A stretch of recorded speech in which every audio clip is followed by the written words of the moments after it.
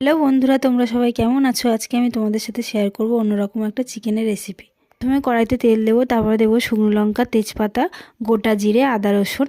পরে দিয়ে দেবো গোটা গরম মশলা, এলাচ, দারচিনি, লবঙ্গ আর টমেটো কুচি। তারপরে দিয়ে দেবো কাঁচা লঙ্কা আর পেঁয়াজ কুচি। তারপরে ভালোভাবে ভেজে নিয়ে মিক্সিতে পেস্ট করে নেব। মশলাটা ভাজার সময় আমি একটু লবণ দিয়ে দিচ্ছি যাতে পেঁয়াজটা ভালোভাবে সেদ্ধ হয়। পরে মাংসের আলুগুলো লাল লাল করে ভেজে নেব। আর কড়াইতে তেজপাতা দিয়ে মাংসটা দিয়ে ভালো করে একটু ভেজে নিতে হবে মাংসটা। এরপর পেস্ট করে রাখা মশলাটা দিয়ে দেবো। তারপরে দিয়ে দেবো গুঁড়ো মশলা, হলুদ গুঁড়ো, লঙ্কার গুঁড়ো। আর কষাতে কষাতে দিয়ে দেবো সামান্য চিনি, স্বাদ মতো নুন আর ধনে গুঁড়ো। ভিডিও তোমাদের কেমন লাগে বন্ধুরা? ভালো লেগে থাকলে লাইক করে দিও, আর নতুন নতুন ভিডিও দেখার জন্য আমার চ্যানেলটি সাবস্ক্রাইব করে দিও। পরে দিয়ে দেবো ভেজে রাখা আলু। তারপরে ভালোভাবে কষাতে হবে যতক্ষণ না মাংস থেকে তেল ছেড়ে দিচ্ছে। যেহেতু দেশি মুরগি তাই আমি প্রেসার কুকারে দিয়েছিলাম। লাস্টে দিয়ে দেবো ধনেপাতা কুচি আর গরম মশলা।